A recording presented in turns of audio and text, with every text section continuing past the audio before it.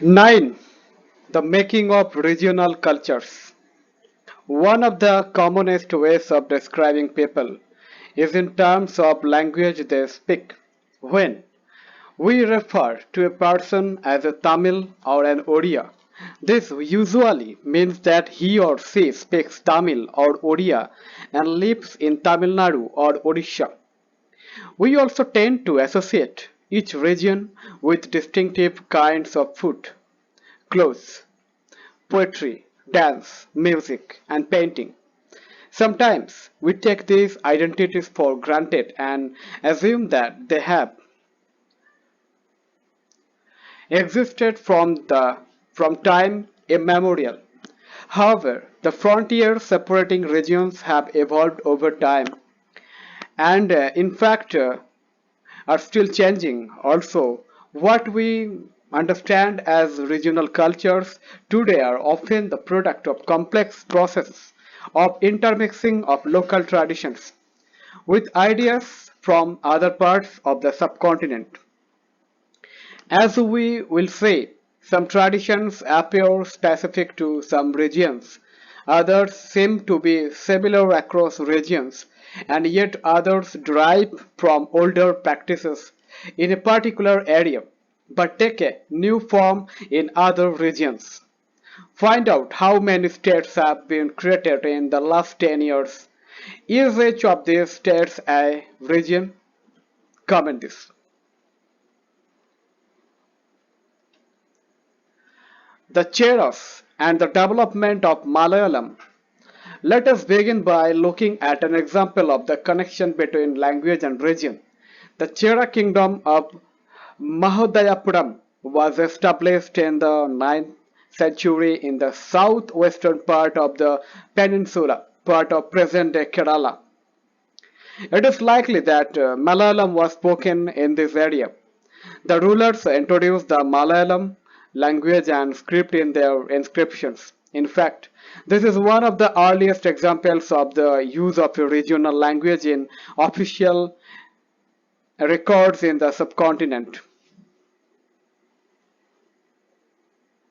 Figure: an early Kerala inscription composed in Malayalam. At the same time, the Cheras also drew upon Sanskritic tradition. The temple theatre of Kerala, which is traced to this period, borrowed stories from the Sanskrit epics. The first literary works in Malayalam dated to about the 12th century are directly indebted to Sanskrit.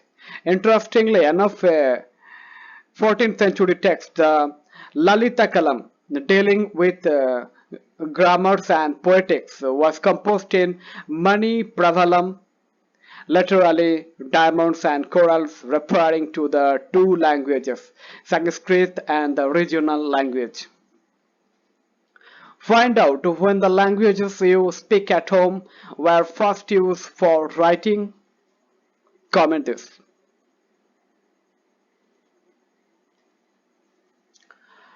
Rulers and religious traditions.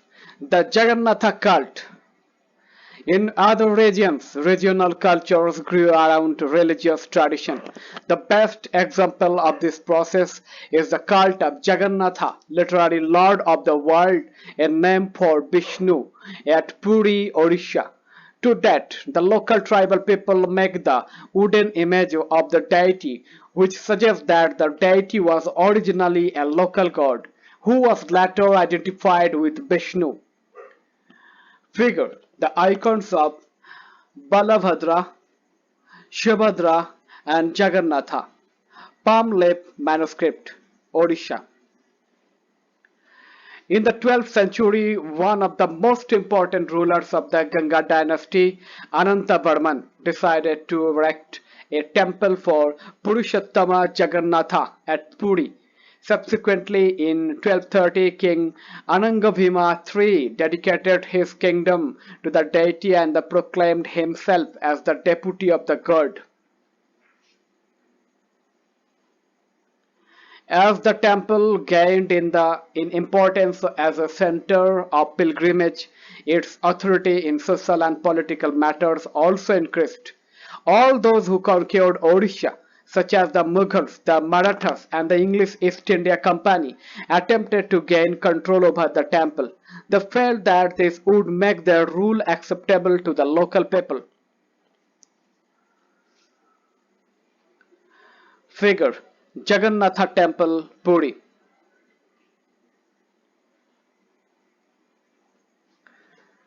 The Rajputs and traditions of heroism. In the 19th century, the region that constitutes most of present-day Rajasthan was called Rajputana by the British. While this may suggest that this was an area that was inhabited only or mainly by Rajputs, this is only partly true. There were and are several groups who identify themselves as Rajputs in many areas of northern and central India. And of course, there are several peoples other than Rajputs who live in Rajasthan. However, the Rajputs are often recognized as contributing to the distinctive culture of Rajasthan. Figure: Prince Raj Singh of Bikaner. These cultural traditions were closely linked with the ideals and aspirations of rulers from about the 8th century.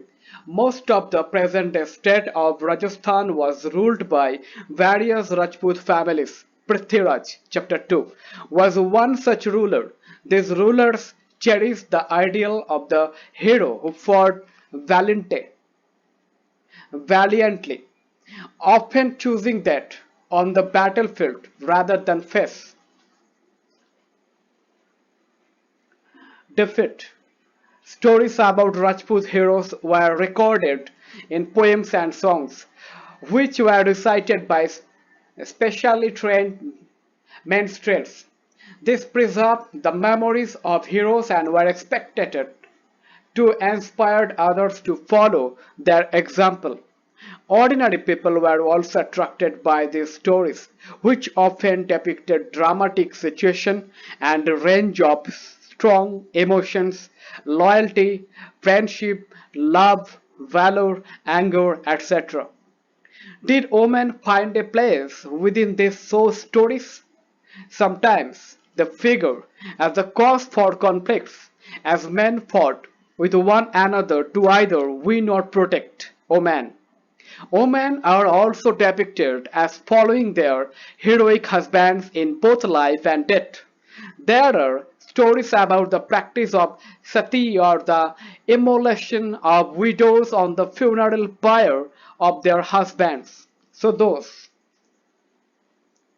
map regions discussed in this chapter: Jammu and Kashmir, Himachal Pradesh, Shimla, Punjab, Haryana, Delhi, Uttarakhand, Uttar Pradesh, Lucknow, Awadh, Sikkim, Bihar, Jharkhand, Odisha, Bhubaneswar, Puri, West Bengal, Bankura, Kolkata, Dhaka, Tripura, Meghalaya, Assam, Mizoram, Manipur, Nagaland, Arunachal Pradesh.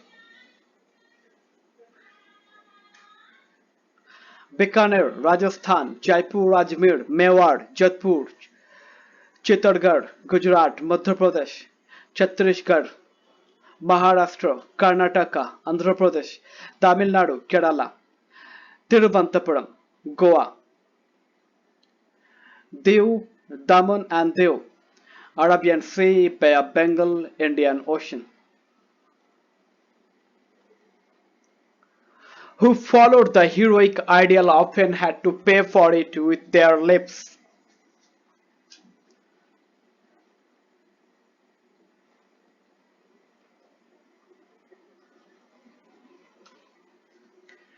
Beyond regional frontiers, the story of Kathak.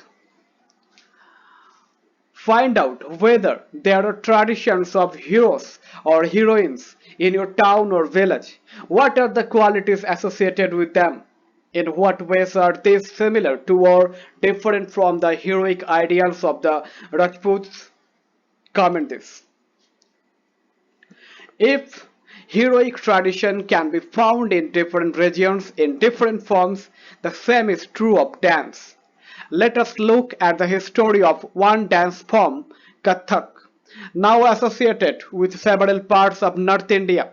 The term Kathak is derived from Katha, a word used in Sanskrit and other languages for story. The Kathaks were originally a caste of storytellers in temples of North India, who embellished their performances with gesture and songs. Kathak began evolving into a distinct mode of dance in the 15th and 16th centuries with the spread of the Bhakti movement. The legends of Radha Krishna were enacted in folk plays called Rasha Leela, which combined folk dance with the basic gestures of the Kathak storyteller. Under the Mughal emperors and their nobles, Kathak was performed in the court, where it acquired its present features and developed into a form of dance with a distinctive style. Subsequently, it developed in two traditions or gharanas, one in the courts of Rajasthan, Jaipur, and the other in Lucknow under the patronage of Wajid Ali Shah, the last Nawab of Awadh. It grew into a major art form. By the third quarter of the 19th century, it was firmly entrenched as a dance form not only in these two regions but in the adjoining areas of present-day Punjab, Haryana, Jammu and Kashmir, Bihar, and Madhya Pradesh. Emphasis was laid on intricate and figure dance class, Laxmana Temple, Khajuraho,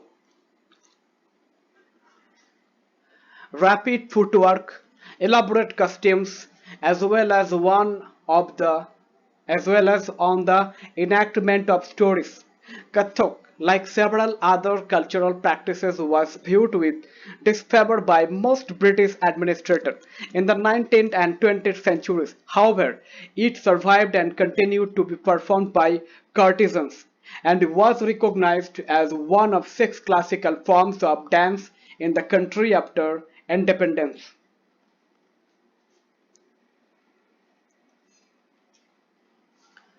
Classical dances. The question of defining any art form as classical is often quite complicated. Do we define something as classical if it deals with a religious theme? Or do we consider it classical because it appears to require a great deal of skill acquired through long years of training? Or is it classical because it is performed according to rules that are laid down, and variations are not encouraged?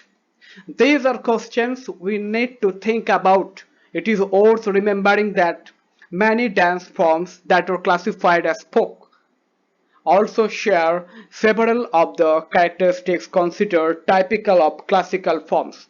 So, while the use of the term classical may suggest that these forms are superior, this needs not always be literally true. Other dance forms that are recognized as classical at present are Bharatnatyam, Tamil Nadu, Kathakali, Kerala, Odissi, Odisha, Kuchipudi, Andhra Pradesh, Manipuri, Manipur.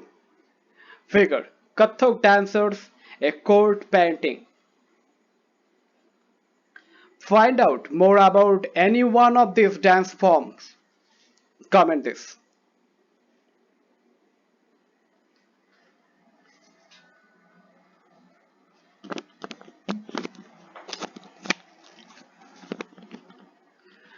Paintings for patrons, the tradition of miniature.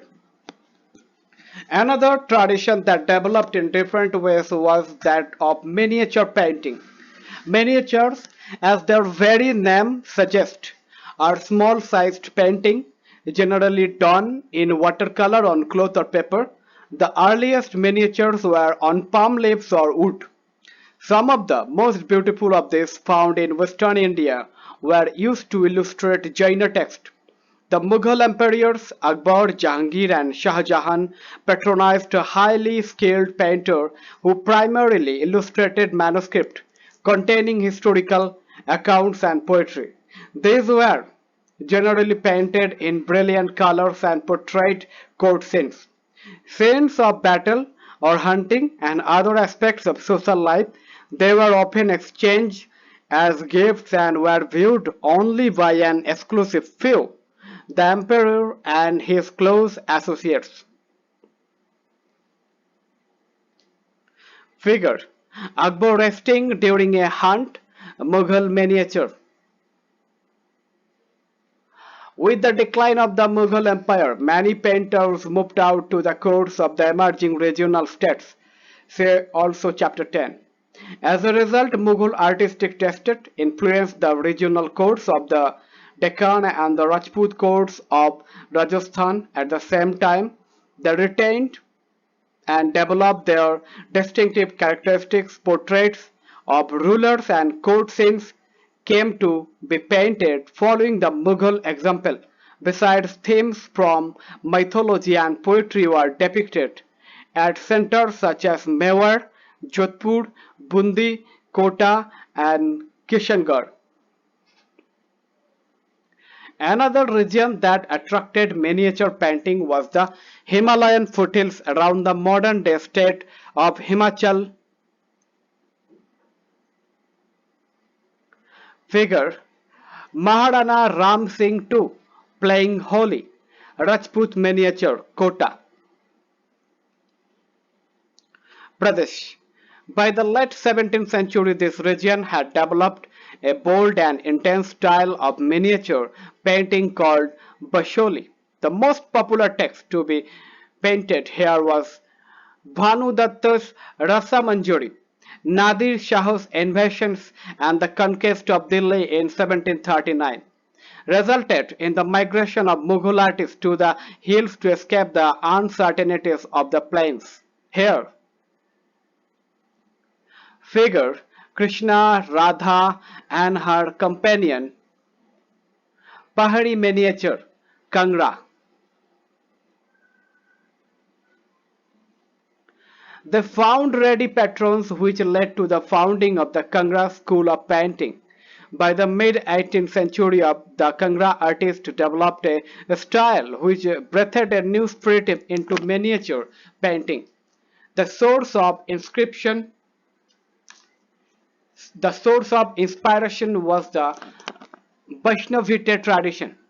Soft colors, including cool blues and greens, and a lyrical treatment of themes distinguished Kangra painting. Remember that ordinary women and men painted as well on pots, walls, floors, cloth, works of art that have occasionally survived. Unlike the miniatures that were carefully preserved in places for centuries.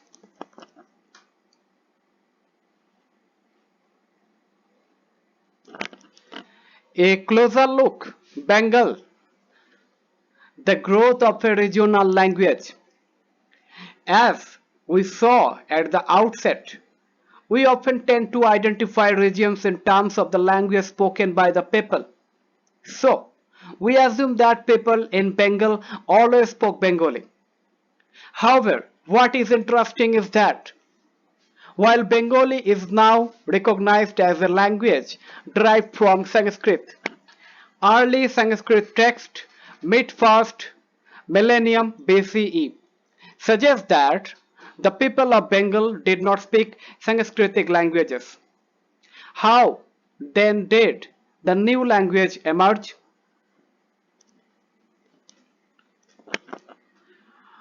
From the 4th-3rd centuries BCE, commercial ties began to develop between Bengal and Magadha, South Bihar, which may have led to the growing. Figure a page from a palm leaf manuscript of the earliest Bengali Ramayana. Influence of Sanskrit. During the 4th century, the Gupta rulers established political control over North Bengal and began to settle Brahmanas in this area. Thus, The linguistic and cultural influence from the mid-Ganga valley became stronger.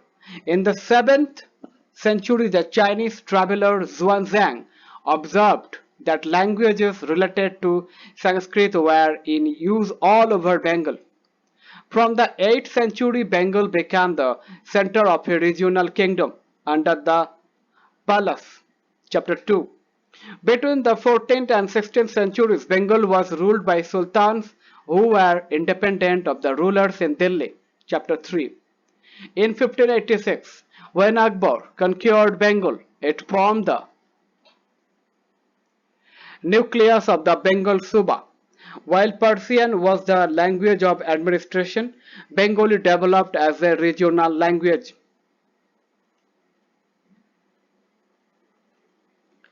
In fact, by the 15th century, the Bengali group of dialects came to be united by a common literary language based on the spoken language of the western part of the region, now known as Western Bengal, now known as West Bengal. Thus, although Bengali is derived from Sanskrit, it passed through several stages of evolution.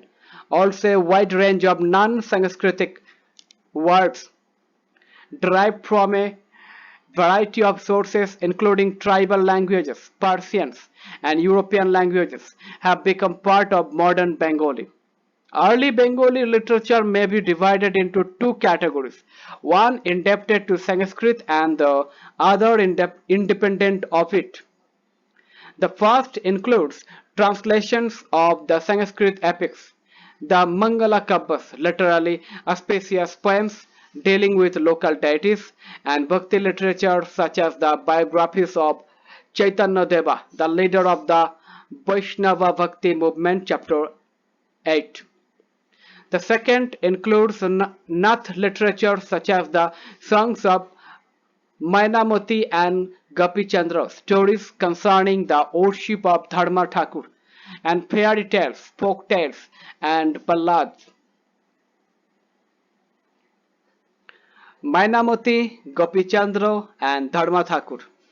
The Nathas were ascetic who engaged in a variety of yogic practices. This particular song, which was often enacted, described how Mainamati, a queen, encouraged her son Gopi Chandra to adopt the path of asceticism in the face of a variety of obstacles. Dharma Thakur is a popular regional deity, often worshipped in the form of a stone or a piece of wood. Why do you think the second category of text was not written down? Comment this. The texts belonging to the first category are easier to date, as several manuscripts have been found indicating that they were composed between the late 15th and mid 18th century. Those belonging to the second category circulated orally and cannot be precisely dated. They were particularly popular in eastern Bengal, where the influence of Brahmanas was relatively weak.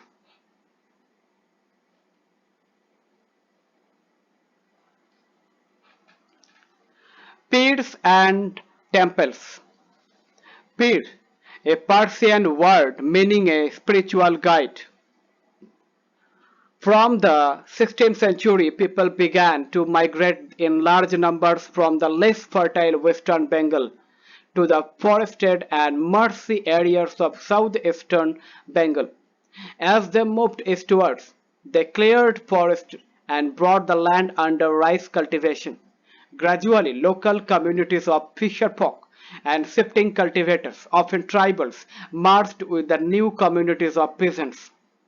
This coincided with the establishment of Mughal control over Bengal, with their capital in the heart of the eastern delta at Dhaka.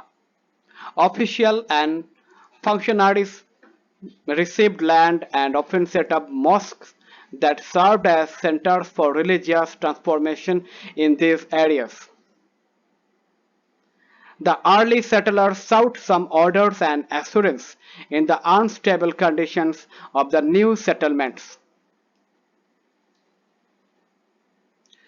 These were provided by community leaders, who also functioned as teachers and ad- adjudicators, and were sometimes ascribed with supernatural powers.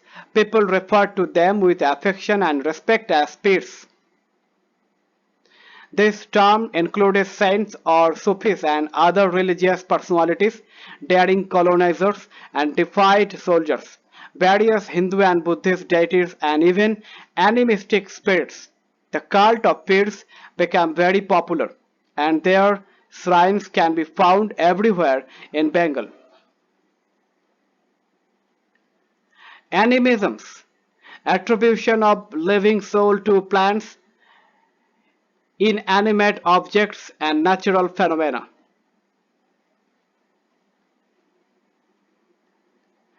Bengal also witnessed a temple building spree from the late 15th century, which culminated in the 19th century. We have seen chapter 2 and 5 that temples and other religious structures were often built by individuals or groups who were becoming powerful to both demonstrate their power and proclaim their piety. Many of the modest brick and terracotta temples in Bengal were built with the support of several low social groups, such as the Kolu, oil pressures, and the Kashari, bell metal workers. The coming of the European trading companies created new economic opportunities. Many families belonging to these social groups availed of this as their social and economic position improved. Compare the temple shown here with that in chapter 2. Figure 11 left, a double-roofed thatched hut. Figure right, a four-roofed temple with a tower.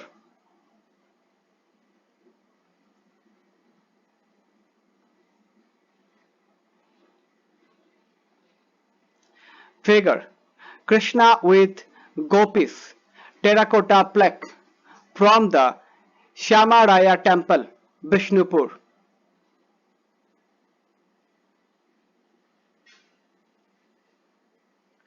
They proclaim their status through the construction of temples.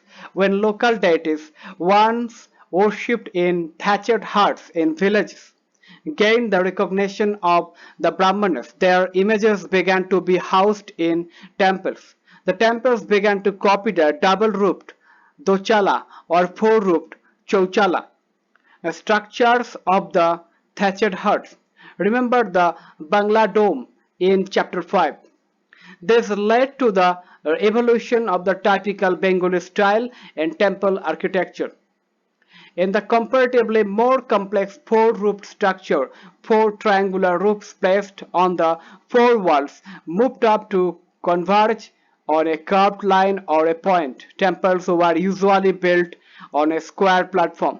The interior was relatively plain, but the outer walls of many temples were decorated with paintings, ornamental tiles, or terracotta tablets. In some temples, particularly in Vishnupur in the Bankura district of West Bengal, such decorations reached a high degree of excellence.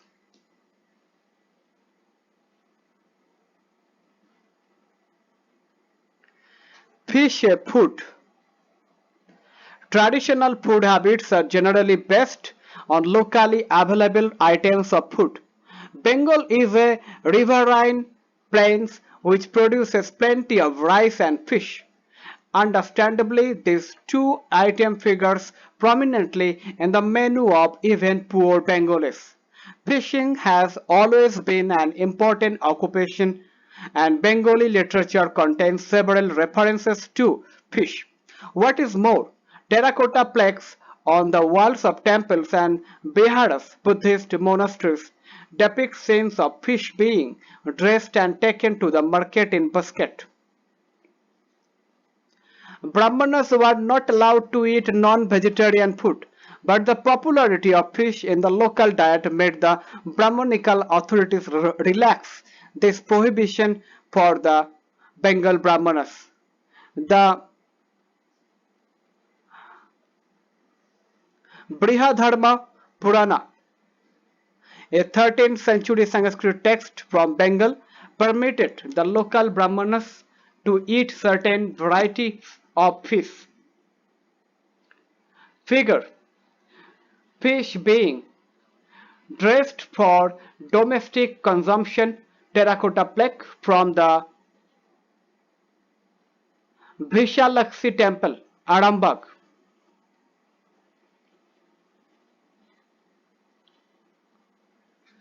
Emergence of nation states in Europe. Elsewhere.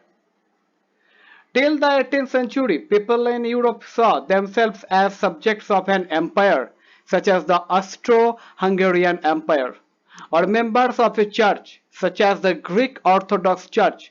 But from the late 18th century, people also began to identify themselves as members of a community that spoke a common language, such as French or German. By the early 19th century, in Romania, school textbooks began to be written in Romanian rather than in Greek. And in Hungary, Hungarian was adopted as the official language instead of Latin. These and other similar developments created the consciousness among the people that each linguistic community was a separate nation. This feeling was strengthened by the movements for Italian and German unification in the late 19th century. Imagine you are a Rajput prince.